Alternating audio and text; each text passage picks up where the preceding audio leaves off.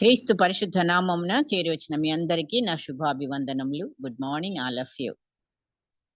ఈ దినము కొరకై ఏర్పాటు చేయబడిన వాక్య పాఠము ఇర్మియా గ్రంథము 6వ అధ్యాయము 16వ వచనం చదువుతున్నానండి. ఇర్మియా 6:16.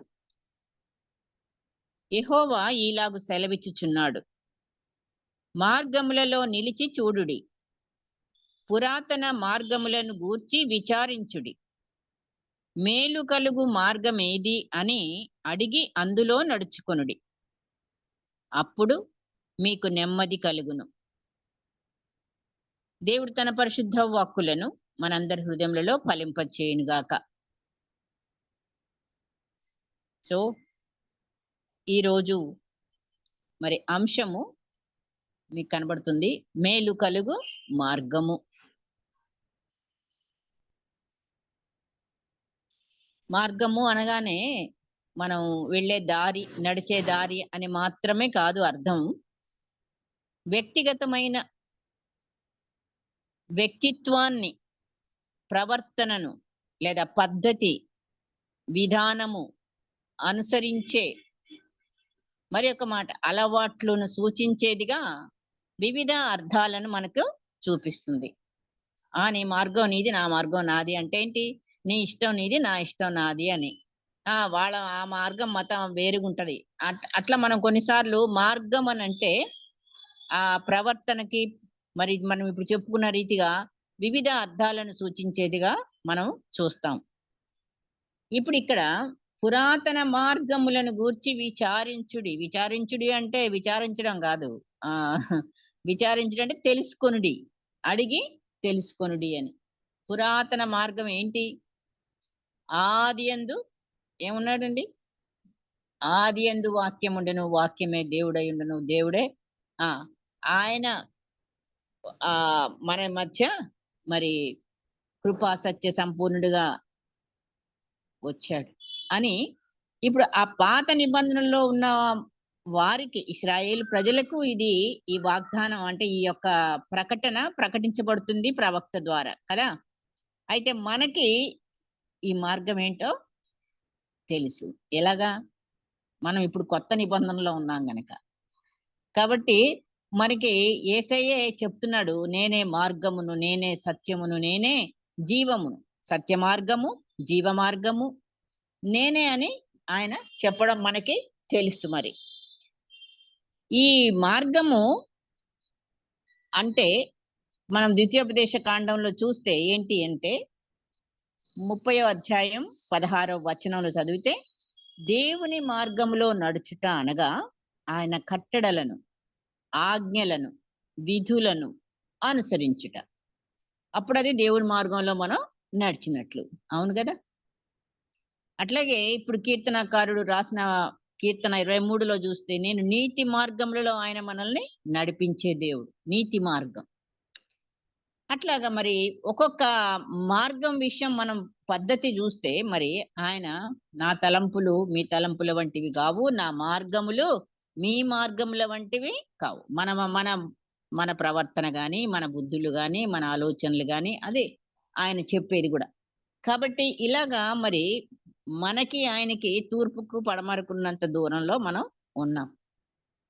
దేవుడు ఎంత గొప్ప దేవుడు అంటే, మరి ఆయన ఆనాటి ఇశ్రాయేలీయుల్ని ఎలా తన మార్గంలో నడిపాలో మరి ఆయన ఏర్పరచుకున్న ఆ యొక్క నాయకుల ద్వారా, మోషే ద్వారా మరి వారికి ఎంతగానో బోధించాడు, ఆజ్ఞలను వారికి ఇప్పించాడు పలకల మీద తానే స్వయంగా రాసి. మరి కాబట్టి ఈ మార్గంలో నడవండి అని ఆయన ప్రకటింపజేస్తున్నాడు. ఎందుకంటే వాళ్ళ అన్యులకు ఎప్పుడు చూసినా ఇశ్రాయేల్ ప్రజల్లో మరి ఏముంది? సణుగులు, గొణుగులు, అది లేదు ఇది లేదు. ఎప్పుడు కూడా వాళ్ళు ఎన్ని అద్భుతాలు చూసినా సరే దేవుడి నుంచి ఇంకా కూడా వాళ్ళ యొక్క చుట్టూ ఉన్న అన్యులనే వాళ్ళు అనుసరించే బిడ్డలుగా మనం చూస్తాం కదా. కాబట్టి వాళ్ళకి మేలు కలిగే మార్గం ఏదని అడిగి ఆలోచించండి, తెలుసుకోండి, నడుచుకోండి అని చెప్తున్నాడు. ఎందుకంటే అప్పుడు మీకు నెమ్మది కలుగును. యేసయ్య కూడా చెప్పాడు కదా మరి తాను ఈ లోకంలో వచ్చినప్పుడు మత్తయి సువార్త 11 అధ్యాయం 29 ప్రయాసపడి భారము మోయిచున్న సమస్త జనులారా నా యొద్దకు రండి, నేను మీకు విశ్రాంతిని, నేను మీకు నెమ్మదిని. ఇదిగో ఇక్కడ ఆ మాటే ఉంది. అప్పుడు మీకు నెమ్మది కలుగును. నెమ్మది అంటే దేవుడిచ్చే విశ్రాంతి, సమాధానము. ఆయనతో ఉంటే మనకి మరి ఆ నెమ్మది, ఆ సమాధానము, ఆ యొక్క సమస్తాన్ని మనము కలిగి ఉంటాం. ఆ జవాబు ఇప్పుడు నీకు తెలుసు, నాకు తెలుసు, మనకు తెలుసు. కానీ అప్పుడున్న ఆ ప్రజలకి ఆ యేసయ్య అని మాత్రం తెలియలేదు. కానీ వాళ్ళకిచ్చిన ధర్మశాస్త్రాన్ని వారు ఎలాగ చెయ్యాలో, ఎలా దేవుణ్ణి అనుసరించాలో వాళ్ళకి ఆ రకంగా బోధించబడింది. అందరూ కూడాను వాళ్ళకి చెప్పినా సరే, మరి వాళ్ళేమంటున్నారు, కింద లైన్‌లో జవాబు చూడండి వాళ్ళేమన్నారు. అయితే వారు, అదే వచనం చదువుతున్నా ఇప్పుడు కంటిన్యూషన్. ఒక లైన్ ఉంది ఇంకా బ్యాలెన్స్. అయితే వారు మేము అందులో నడుచుకొనమని చెప్పుచున్నారు. అప్పుడు వాళ్ళిచ్చిన జవాబు, మీరిందులో నడవండి, మీకు మేలు కలుగుతది, నెమ్మది కలుగుతది అని ఆయన చేస్తున్నాడు యిర్మీయా గారు. కానీ వాళ్ళేమంటున్నారు, మేమందులో నడవము అని చక్కగా కుండబద్దలు కొట్టి చెప్పేస్తున్నారనమాట. సో, ఇప్పుడు మనము ఆయన యేసయ్యే మార్గమని మనకు తెలుసు మరి. తెలిసి కూడా మనం గూడా ఎలాగున్నాము అనేది మనం చూడాలి. యేసయ్యే ఆ మార్గము. ఎట్లాగా ఆయన మార్గమయ్యాడు? అవిధేయతలో ఉన్నవారికి విధేయత మార్గంగా యేసయ్య ఉన్నాడు. ఇప్పుడు మనం తెలుసుకున్నాము. అసత్యంలో ఉన్నవారికి సత్య మార్గంగా, అంధకారంలో ఉన్నవారికి వెలుగు మార్గంగా, నశించిపోయే వారికి రక్షణ మార్గమని, అవినీతిలో ఉన్నవారికి నీతి మార్గంగా, అజ్ఞానంలో ఉన్నవారికి ఆయనే జ్ఞాన మార్గంగా, మరి శ్రమలు, సంకెళ్ళు ఉన్నవారికి విమోచన మార్గముగా, అవిశ్వాసంలో ఉన్నవారికి విశ్వాస మార్గముగా, మరి మరణమందు ఉన్నవారికి, పాపం యొక్క జీతం మరణం, పాపం అనే మరణంలో ఉన్నవారికి నిత్య జీవ మార్గమని, సమాధానం లేని వారికి సమాధాన మార్గమని, పాపంలో పడి ఉన్నవారికి పరిశుద్ధ మార్గంగా, ఈ విశాల లోకంలో ఇరుకు మార్గంగా, ఇహలోక సుఖ భోగాలలో ఉన్నవారికి, లేక ఏ చింత లేక మరి ఆ అహంకారంతో లేకపోతే ఇతర ఈ యొక్క లోక వేడుకలతో ఉన్న వారికి ఆయన ఏ మార్గం చూపిస్తున్నాడు? సిలువ మార్గముగా. ఇలా మనకి సాతాను కలిగించే నిర్జీవ క్రియలు అప్పుడు ఇప్పుడు కూడాను యేసయ్య వచ్చాడు. ఆయన మరి తన బలియాగంగా తన రక్తాన్ని సమర్పించి, ప్రాణాన్ని సమర్పించి, మరి రక్షణ మార్గంగా సిలువ మార్గం చూపించి, మరి ప్రతి ఒక్కరు ఇలా రావాలి, నిత్య జీవము నేనే మార్గము, నేనే సత్యము, నేనే, ఇవన్నీ కూడా మార్గంగా మరి ఆయన మనకు చూపించి పరలోకానికి మరి స్ట్రెయిట్ గా మనం వెళ్ళిపోవాలి. ఇంకెక్కడ అటు ఇటు చూడకుండా. కానీ అలాగా జరుగుతుందా మన జీవితాలు? మరి అదే పరిశీలన చేసుకుందాం. ఆయన మళ్ళీ తిరిగి రానై ఉన్న దేవుడుగా కూడా మనకు తెలుసు. మనకు తెలియదంటూ ఈ యుగంలో ఉన్నోళ్ళకి మనకి బైబిల్ ఫుల్ మనకిచ్చారు. ఆ పాత నిబంధనలో జరిగిన వాగ్దానాలు, వాళ్ళకిచ్చిన ప్రకటనలు, వాళ్ళు నడిచిన నడక, అవన్నీ కూడా తెలుసు. ఇక యేసయ్య వచ్చిన తర్వాత అవన్నీ నెరవేర్పును మనకు తెలుసు. మరి ఆయన బోధించిన బోధ తెలుసు, చూపించే మార్గం తెలుసు. మరి వెలుగులోనే ఉన్నామంటున్నాం. అయినా కూడా మనలో ఎక్కడో ఏ మూలనో ఇంకా కూడా అవిధేయత ఉంది, అవిశ్వాసం ఉంది. ఆ ఈ ఈ రకాలైన మరి గుణగణాలు కంటిన్యూ చేయడానికి సాతాను ఎంత ప్రయత్నం చేస్తున్నాడో, మరి ఎంత ఎత్తైన కొండపైకి మనల్ని ఆయన ఎక్కించినా సరే అక్కడి నుంచి జారిపోయే బిడ్డలంగానే మనం ఇంకా ఉంటున్నామా?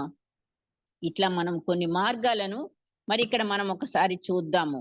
బైబిల్‌లో నుంచే ఈ మార్గాలలో జరిగిన అద్భుతాలను కూడా మరి మనం చూసి, మరి అవి మనకు తెలిసినయే అయినప్పటికీ ఒకసారి మళ్ళీ చెప్పుకొని, మరి ఆ మార్గంలో మనం ఏ మార్గంలో ఎలాగున్నాము? నా మార్గం నాదేనా?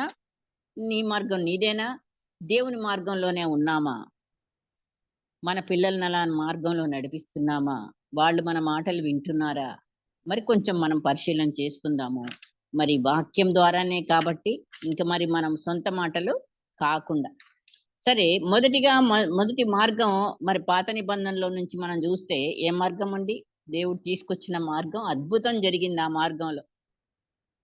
ఆ ఆయన అద్భుతకరుడు, ఆశ్చర్యకరుడు, ఆలోచనకర్త, నిత్యుడగు దేవుడు, బలవంతుడైన దేవుడు, సమాధానకర్తయగు అధిపతి. మరి ఆయన అద్భుతాలతోనే మరి వాళ్ళని ఇశ్రాయేలు ప్రజలందరినీ కూడాను బానిసత్వంలో నుంచి అక్కడ అద్భుతాలు జరిగించి మరి మోషే నాయకత్వంలో మరి ఏ మార్గాన తీసుకొచ్చాడు వాళ్ళని? సముద్ర మార్గంన. సో దేవుడికి అసాధ్యమైనది ఏమీ లేదు అని తెలుసు మనకి. కానీ ఎంత నమ్మకం మనకుంది? ఇప్పుడు విశ్వాస మార్గంలో ఉన్నామా? అల్ప విశ్వాస మార్గంలో ఉన్నామా? అవిశ్వాస మార్గంలో ఉన్నామా?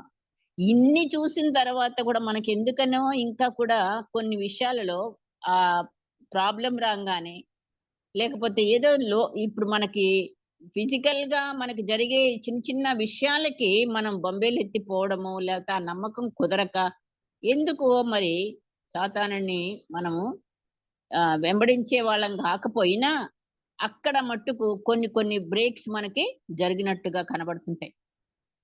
మొదటిదిగా మనం చూస్తున్నాం సముద్ర మార్గమున అద్భుతం.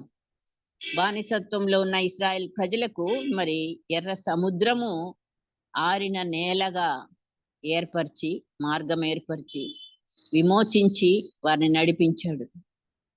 మరి నిజంగా మరి ఈ లోకంలో నుంచి మనము ఇప్పుడు ఈ ఆత్మీయ జీవితంలో మరి దాటవలసిన, మనం దాటలేకుండా ఇంకా సముద్రం అనే ఎర్ర సముద్రం లాంటి సమస్యలు ఏమైనా మనకి ఎదురు పడుతున్నాయా?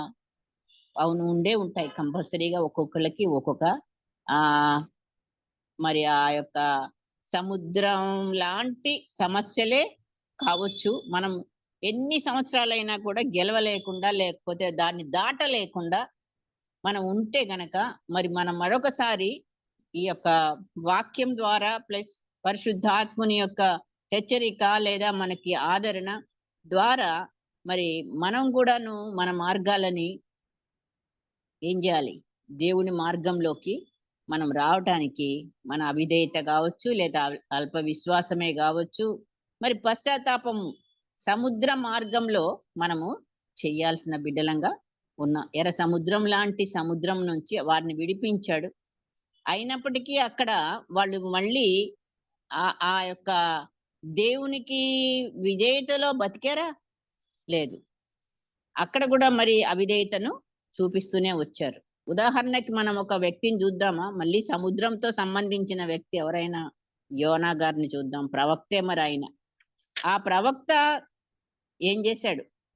దేవుని యొక్క ఉగ్రతతో చవి చూసిన బిడ్డలకు మరి వాళ్ళకి ప్రకటించు, నేను ఈ యొక్క పట్టణాన్ని నాశనం చేయబోతున్నా కొన్ని రోజుల్లో, మరి వెళ్ళి ప్రకటించంటే వాళ్ళంటే ఇష్టం లేక మరొక దారిని చూసుకున్నాడు. ఆయన వలన ఆ సముద్రంలో ప్రయాణం చేస్తున్న యోనా గారికి ఏం జరిగింది? అక్కడ తుఫాను, అగాధంలో నుండి దేవుని మార్గాన్ని చూడటానికి మళ్ళీ ప్రార్థన చేశాడు ఆ చేప కడుపులో నుండి. నిజంగా దేవుడు ఎలాంటి మార్గాలు మనకి చూపిస్తాడు. ఆయన చెయ్యలేదు, దేవుని మార్గం నుంచి పక్కకు వచ్చాడు, సముద్రంలోకి వెళ్ళాడు. మళ్ళీ నేను అక్కడికి వెళ్ళను అన్న ఉద్దేశంతో మరి అవిధేయుడు అయినప్పటికీ కూడా దేవుడొక్క పనిని, దేవుడొక్క ప్లాన్ని, దేవుడొక్క ప్రణాళికను నీ ఎడల నా ఎడల చేసి ఉంటే ఖచ్చితంగా అది దేవుడు ఏ రీతిగానో మరి నెరవేర్చుకునే దేవుడే. మరి దేవుడికి అసాధ్యమైనది ఏది లేదు. అర్థాలు చేస్తాడు. నిన్ను నన్ను మార్చడం ఆయనకు లెక్క. నువ్వు మనం మారకుండా తల ఎత్తి తిరుగుదామంటే అవుతుందా? ఎలాగైనా సరే తన బిడ్డలను ఆయన ఏం చేస్తాడు? ఓ దెబ్బ కొట్టైనా మళ్ళీ తన మార్గంలోకి నడిపించుకునే దేవుడు. అంత ప్రేమ గల దేవుడు మన దేవుడు. ఈ సముద్ర మార్గంలో, ఎర్ర సముద్ర మార్గంలో నుంచి వచ్చిన జనులు ఆయనకి విధేయులుగా జీవించలేకపోయారు, ఏదో కొద్ది మంది తప్ప. అట్లాగే ఈ ప్రవక్తల్లో కూడాను మరి యోనా గారు మరి ఒకటి చెప్పమంటే అక్కడికి వెళ్ళి చెప్పకుండా, అయినా దేవుడు ఆయనని సముద్రంలో పడేసి చంపలేదు. మరి ఆ చేప కడుపులో ఉంచి మళ్ళీ నోట ప్రార్థన పెట్టాడు. మరి అందుకే ఆయన తిరిగి దేవుని మార్గం చూడగలిగాడు. దేవుని మార్గంలో అంటే దేవుడు చెప్పిన విధంగా వెళ్ళగలిగాడు. నినివే పట్టణానికి వెళ్ళడానికి. మరి ఆయనని ఏ ఏ పనైతే నీకు అప్పగించాడో దేవుడు, అది తప్పకుండా నువ్వు చెయ్యనన్నా సరే చేపించి చూపించే దేవుడు. ఎందుకంటే ఆయన దేవుడు, ఆయన ప్రేమగల దేవుడు, ఆయన రక్షించే దేవుడు. మరి ఆయన నీవు ఏ బాధలో ఉండి మళ్ళీ మొరపెడితే, మరిప్పుడు ఆయన యోనా గారు అక్కడ కడుపులో చేప కడుపులో నుంచి మొరపెడితే ఆయనకి మార్గం సరళం చేసి మళ్ళీ తీసుకొచ్చి నినివే పట్టణానికి రక్షణ మార్గాన్ని బోధించడానికి ఆయనని వాడుకున్నాడు. అట్లాగే ఇంకొక మార్గం చూద్దామా? అరణ్య మార్గం. ఇప్పుడు ఈ ఇశ్రాయేలు ప్రజలందరూ కూడాను అద్భుతం చూసి అక్కడి నుంచి బయలుదేరారు. ఎక్కడికి? అరణ్యంలోనే. మరి అరణ్యంలో 40 సంవత్సరాలు నడవడానికి అది వాళ్ళ తప్పే. 11 రోజుల్లో ఎళ్ళాల్సిన ప్రయాణాన్ని 40 సంవత్సరాలు అరణ్యంలో నడిపించాడని అంటాం దేవుడు. మరి ఎందుకు నడిపించాడు? కారణం తెలుసు. మన అవిధేయతను బట్టి, మన అపనమ్మకం బట్టి. మరి అక్కడ 12 మందిని వాళ్ళు వేగు చూడటానికి పంపిస్తే అందులో ఇద్దరు తప్ప మిగతా వాళ్ళందరూ వీళ్ళని మార్చేశారు. అమ్మో! మనం వెళ్ళలేము అక్కడికి. మనల్ని ఇక్కడ తీసుకొచ్చారు ఈళ్ళు చంపడానికి. ప్రతి మాటకి ఆ రీతిగా చేసినందుకు ఆయన అక్కడక్కడే 40 సంవత్సరాల అరణ్యంలో తిప్పి మరి ఎదురు తిరిగిన వాళ్ళని, అవిశ్వాసంలో ఉన్న వాళ్ళని మరి ఆయన అక్కడనే వాళ్ళని హతం చేయడానికి కూడా వాళ్ళ ప్రాణాలు ఆ అరణ్యంలోనే రాలిపోయాయి. అరణ్యంలోకొచ్చినా సరే అరణ్యంలో ఖాళీగా ఉంచాడా? బండలో నుంచి నీళ్లు తెప్పించాడు. అరణ్యంలో వాళ్ళకు తోడై ఉన్నాడు. మరి ఎండ తగలకుండా మబ్బుని రాత్రిపూట వెలుగు వాళ్ళకి ప్రయాణాల్లో కానీ ప్రతిరోజు గాని వాళ్ళకి అలాగా అన్ని విధాలా కూడా మరి ఆయన ఆకాశం నుండి అద్భుతాలే ప్రతిరోజు అనుభవిస్తున్నారు. మన్నా తిన్నారు, మాంసం తిన్నారు, బండ నుండి నీళ్లు తాగారు. అయినా సణుగులు, గుణుగులు, తిరుగుబాటు, అవిశ్వాసం. ఇలాగా మరి వాళ్ళు ఉండబట్టే వాళ్ళు అక్కడ అరణ్యంలో రాలిపోవడానికి ఒక ఇద్దరు వీళ్ళ సంతానం ఆ యొక్క మరి కనాను దేశంలో ప్రవేశించబడ్డారని మనకు తెలుసు బాగా. కాబట్టి మరి మనం ఎప్పటికప్పుడు పాత నిబంధనలో జరిగిన విషయాలు, ఈ యుగంలో జరుగుతున్న విషయాలు, ప్రతిరోజు చదువుతున్న వాక్యంను బట్టి నీ యొక్క నా యొక్క విధేయత, విశ్వాసం, దేవుని పట్ల ఆసక్తి మరి ఎలాగ మనము కంటిన్యూ చేస్తున్నామా? ఎన్నిసార్లు మనం ఇంకా కూడా ఆయనని దుఃఖపెడుతున్నాము. మనమేం చేస్తున్నాం? వాళ్ళని చూపిస్తున్నాం కదా! మన సంగతి ఏంటి అని మనం కూడా ఆలోచించుకోవాలి. మనకు అన్ని ఇస్తున్నాడు దేవుడు అడగక ముందే. ప్రతిదీ వాళ్ళు తిన్నారు, మనం తింటున్నాము. వాళ్ళు నీళ్ళు తాగారు బండ నుంచి. వాళ్ళకి అద్భుతాలు జరిగినాయి, మనకు జరగట్లే. ప్రతిరోజు మనకు జరుగుతున్నాయి. ఎన్నెన్నో వచ్చిపోతున్నాయి. అన్ని విషయాల్లో నుంచి దేవుడు ప్రాణాన్ని బ్రతికించుకుంటూ వస్తున్నాడు. ఎందుకు? ఆయన స్వరూపంలో నువ్వు నేను మార్చబడ్డానికి. అయినా సరే ఈ మొండితనము, అజ్ఞానము, గుడ్డితనము ఇవన్నీ కూడా మనకి కంటిన్యూ అవుతున్నాయండి. మరి ఏంటిది మన పరిస్థితి? ఎంతకాలము ఇలాగా మనము ఎందుకు భయపడుతున్నాము? ఎందుకని ఆయనకి సరిగ్గా మనం సమర్పించుకోలేకపోతున్నాము? యథార్థంగా బతకలేకపోతున్నాము? ఒక అబద్ధం ఆడకుండా ఉండాలి అంటే లేదు. ఇప్పుడు జరుగుతున్న క్రియలు చూస్తే ప్రజలు చాలా చాలా మరి ఒక్క కుటుంబంలో తల్లిదండ్రుల మాట వినరు పిల్లలు. పిల్లలకు భయపడుతున్నారు తల్లిదండ్రులు. అలాగుంది. షూలమ్మితి ప్రియురాలు మరి పరమగీతంలో చూస్తే తన ప్రియుని మీద ఆనుకొని అరణ్య మార్గమున వచ్చినది ఎవతే అనే ఒక వాక్యం ఉంది అక్కడ. పరమగీతం 8:5 వచనంలో ఈ అరణ్య విషయంలో చూస్తే అవును, ఆయన మీద ఆనుకొని నడిచినప్పుడు ఆయన రాత్రి అగ్ని స్తంభముగా, పగలు మేఘ స్తంభముగా కాపుదల అనుగ్రహించి క్షేమాన్ని ఇచ్చే దేవుడు. అవును, యెషయా 35 అధ్యాయంలో చూస్తే 8వ వచనంలో అక్కడ దారిగానున్న రాజమార్గము ఏర్పడును, అది పరిశుద్ధ మార్గం అనబడును, అది అపవిత్రులు పోకూడని మార్గము, 3 లైనను దానిలో నడుచుచు త్రోవను తప్పక నుందురు. అక్కడ సింహం ఉండదు, క్రూర జంతువులు అక్కడ కనబడవు. విమోచింపబడిన వారే అక్కడ నడుచుదురు. అది అరణ్యమైన, అది సముద్రమైన, అది ఏదైనా గాని దేవునితో, యేసయ్యతో ఆనుకొని నడిస్తే, ఆయనతో సంతోషంతో పాటలు పాడుతూ ఆనందంతో ఆ గమ్యం చేరుకోక తప్పదు. తప్పకుండా ఆయన పరలోక రాజ్యాన్ని మనకి ఇచ్చే దేవుడు. మూడవదిగా దమస్కు మార్గం అద్భుతం జరిగింది కదా అక్కడ. మనకు తెలుసు దమస్కు మార్గం అనగానే మనకి ఎవరు జ్ఞాపకం వస్తారు? పౌలు గారు జ్ఞాపకం వస్తారు. ఆయన సౌలుగా ఉన్నప్పుడు మరి ఆయన బయలుదేరాడు వ్యతిరేకంగా, యేసయ్యకి వ్యతిరేకంగా. ఎవరైతే రక్షణ మార్గంలో ఉన్నారో వాళ్ళని హింసించడానికి, చెరలో వేయడానికి మరి ఆ తను ఆత్మనేత్రాలు మూయబడ్డాయి. ఆయనకి రక్షణ లేదు. అప్పుడు యేసయ్య అంటే ఆయనకి పడలేదు కదా. అందుకని దమస్కు మార్గంలో వెళ్తున్నాడు. కక్షతో, పగతో, ద్వేషంతో, అహంకారంతో ఇవన్నిటిని కలిపి ఆయన వెళ్తున్నప్పుడు యేసయ్య గారు ఏం చేశాడు? ఆయన మార్గాన్ని మూసేశాడు. ఆ బాహ్య నేత్రాల్ని మూసేశాడు. అక్కడ జరిగిన అద్భుతం అది. ఆయన మార్గమని, తన మాట మార్గమని ఆత్మనేత్రాలు తెరవజేశాడు. విధేయత, విశ్వాసం మార్గం గుండా నడిపించి అనేకులను నేటి వరకు పౌలు గారు నడిపిస్తున్నాడు. ఆయన లేకున్నా కూడా ఆయన రాసిన పత్రికలు మన చేతిలో ఉన్నాయి. నిజంగా మరి దేవుడు ఎలా వాడతాడో ఒక్కొక్క వ్యక్తిని అంటే, ఎంత నువ్వు ఆయన ఆయన ప్రణాళికలో మనం ఉన్నప్పుడు ఖచ్చితంగా ప్రతి ఒక్కరం కూడా ఆయన విడిచిపెట్టేవాడు కాదు.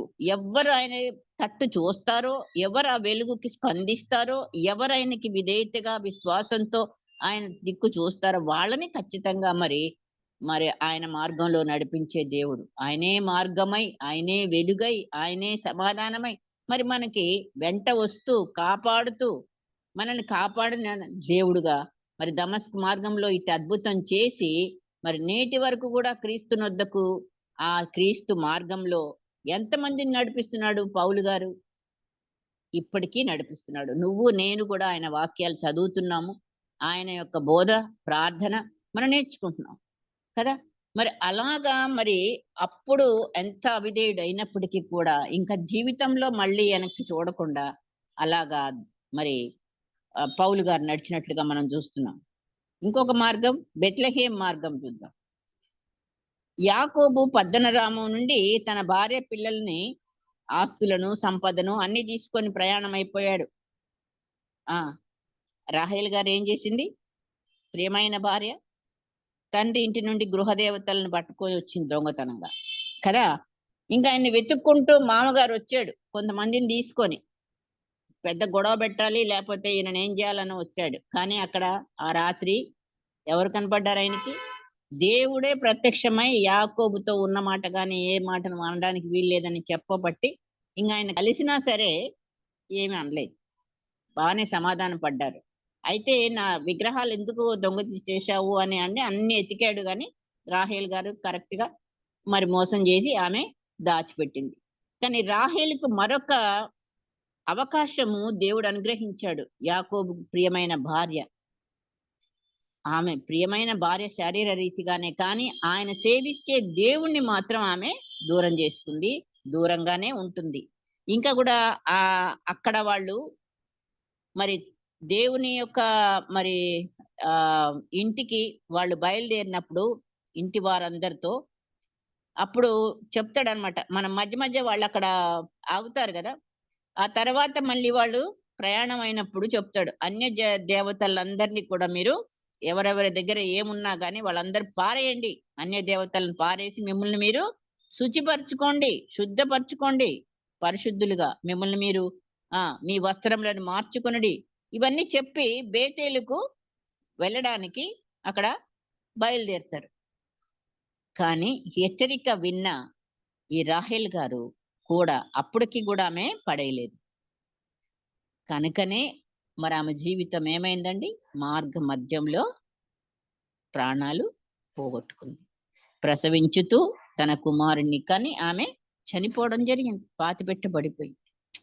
నిజంగా మరి అదే మరి స్త్రీయే, ఇంకొక స్త్రీ మాట చూద్దామంటే కన్యక మరియ గారు దేవుని మాటకి ఏమైందామె? విధేయురాలైంది. తనను తాను సంపూర్ణంగా సమర్పించుకున్నది. యేసయ్యని లోక రక్షకుడిగా మరి జన్మనిచ్చి ధన్యురాలైంది. ఇక్కడే ఎక్కడ? బెత్లెహేము మార్గంలోనే. సో ఈ బెత్లెహేమ్ అనే ఎఫ్రాతా మార్గంలో రాహేల్ గారు మరణమైంది, దేవునికి అవిధేయురాలై, దేవునికి దూరమై. కానీ కన్య మరియ బెత్లెహేంలోనే మరి యేసయ్యనే మరి లోకానికి రక్షకుడుగా జన్మనిచ్చింది. ఎట్లాగో ఆయన నమ్మడం, విధేయురాలు అవడం. ఆజ్ఞలకు మనం లోబడుతున్నామా?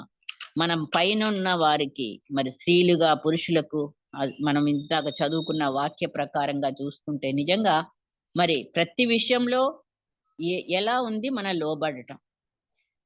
మనం ఇంటి వాళ్ళకి మనకు లోబడకపోతే దేవుడు అంటాడు, ఇదిగో మోషేన్ అన్నట్లు, వాళ్ళు నిన్ను కాదు వద్దన్నది, నన్నే వద్దంటున్నారు అనే మాట దేవుడు తీసుకుంటాడు. కనుక మనం ఎన్ని విధాలుగా కూడా మనకిచ్చిన శిరస్సుని మనం ఎలాగ గౌరవిస్తున్నాము, ఎలా జవాబులు ఇస్తున్నాము, ఎలా లోబడుతున్నాము.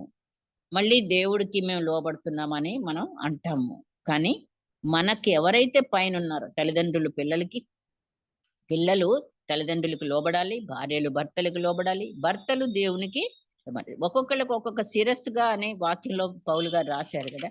మరి ఆ రీతిగానే మనము దేవుని యొక్క మార్గంలో, వేసే మార్గం అని తెలుసు, కానీ ఆ మార్గంలో నువ్వు ఉన్నావా, నేనున్నానా? ప్రశ్న. ఎలాగా మనం శిలువ మార్గంలో ఉండి శిలువను మనం ఎత్తుకుంటున్నామా, మోస్తూ ప్రతిరోజు ఆయనను వెంబడిస్తున్నామా? ఎన్ని గ్యాప్స్ ఉన్నాయి, ఎన్ని అబ్సెంట్స్ ఉన్నాయి? ఏ ఏ రీతిలుగా వాక్యం చదివే దాంట్లో గాని, వాక్యాన్ని మనం ధ్యానించే విషయంలో గాని ఒక రెగ్యులర్ టైం అంటూ మనకి ప్రార్థన కోసం కేటాయిస్తున్నామా? ఇప్పుడు డ్యూటీకి కరెక్ట్ టైమింగ్స్ మనం మెయింటైన్ చేస్తాము, అంత టైం ఖచ్చితంగా అక్కడ ఉండాలి. మరి దాని కొరకు ముందుగా మనం ఎన్నో సిద్ధపాటు చేసుకోవాలి. ఇవన్నీ మనము చేస్తున్నాం. అట్లాగే ప్రార్థన కొరకు కూడా సమయాన్ని ఎంత మనం కేటాయిస్తున్నాం? ఏ టైంలో దేవుడి కోసం మనము ప్రార్థించి ఎంత టైం ఇస్తున్నాము? వాక్యానికి ఎంత టైం ఇస్తున్నాము? మరి ఈ మార్గంలో మనం ఉన్నాము, వెలుగు మార్గంలో ఉన్నాము, నీతి మార్గంలో ఉన్నాము, సత్య మార్గంలో ఉన్నాము. ఇన్ని అవకాశాలు మనకి దేవుడిచ్చి ఇంత ఆయుష్కాలాన్ని మనకు అనుగ్రహించిన తర్వాత కూడా ఇంకా మనకి ఎంత మరి మనం ఆయన వెలుగులో నడుస్తూ ఇంకొక ఎంతో మందిని నడిపించే బిడ్డలంగా ఉన్నామా, లేకపోతే మనమే జారిపోతున్నామా? మనం ఇంకా కూడా లోకంతో పాటుగా కలిసిపోతున్నామా? దేవునికి మనని గురించి సంతోషిస్తున్నాడా? దేవుడికి మనం సాక్షులుగానే జీవిస్తున్నామా? నిజంగానే జీవిస్తున్నామా? నేను నిజమైన ద్రాక్షవల్లిని అన్నాడు, మీరు కొమ్మలు అన్నాడు. మరి అలాగా మనం ఫలిస్తున్నామా? ఆ ఫలం ఏంటి? మనం ఇచ్చే ఫలం మన ఇంటి వారికి ప్రేమ, సంతోషము, సమాధానం. నా వలన అసమాధానం జరుగుతుందా, సమాధానం అవుతుందా గృహంలో? ఏంటి మన ప్రశ్న? కాబట్టి మనము ఈ మార్గాలన్నింటిలో మరి దేవుడిచ్చిన మార్గాన్ని మనం వెంబడించే బిడ్డలంగా ఉంటూ, మరి మన ముందున్న ఈ మార్గంలో జరిగిన సంగతులను మనం ఒకసారి మనం పరిశీలన చేస్తూ, మరి వాళ్ళు ఎలాగా దేవుళ్ళో ఉన్నారా, వెళ్ళిపోయారా? ఇంకా కూడా దేవునికి కోపం తెచ్చే బిడ్డలంగానే ఉన్నామా? మరి ఎంతగానో యాకోబుకి భార్యగానే ఉంటూనే కూడా మరి ఆమె దేవునికి దూరమైన కుమార్తెగా చూస్తున్నాం. కాబట్టి ప్రియ బిడ్డలు, మేలు కరుగు మార్గమును ఆయన మనకి అప్పుడు అదే చెప్పాడు, ఇప్పుడు కూడా మనకి అది వర్తిస్తుంది. మరి మనము ఎంతవరకు ఆయనని సంతోషపెడుతూ ఆ మార్గంలో నడుస్తున్నాం అనేది ప్రశ్నించుకుని, మనల్ని మనము ప్రతిరోజు కూడా మరి ప్రభువుకి సమర్పించుకునే బిడ్డలంగా, ఆ రీతిగా భయంతో వణుకుతో మన విశ్వాసాన్ని కొనసాగించే బిడ్డలంగా ఉండడానికి పరిశుద్ధాత్మ దేవుడు మనందరికీ సహాయం చేయునుగాక. ప్రార్థించుకుందాం.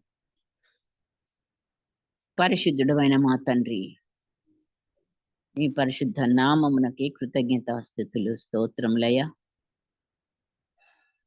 ఈ రోజున మరొకసారి తండ్రి మీరు మాతో మాట్లాడిన మాటలను బట్టి నీకు వందనాలు, స్తోత్రాలు. ఎక్కడో మీకు మేము మా ప్రవర్తన ద్వారా, మా మాటల ద్వారా, మా యొక్క అలవాట్ల ద్వారా తండ్రి, మా మార్గాల్ని మేము మార్చుకోకుండా, నీ కట్టడలు, ఆజ్ఞలు, విధులు అనుసరించకుండా తప్పిపోతున్నామేమో.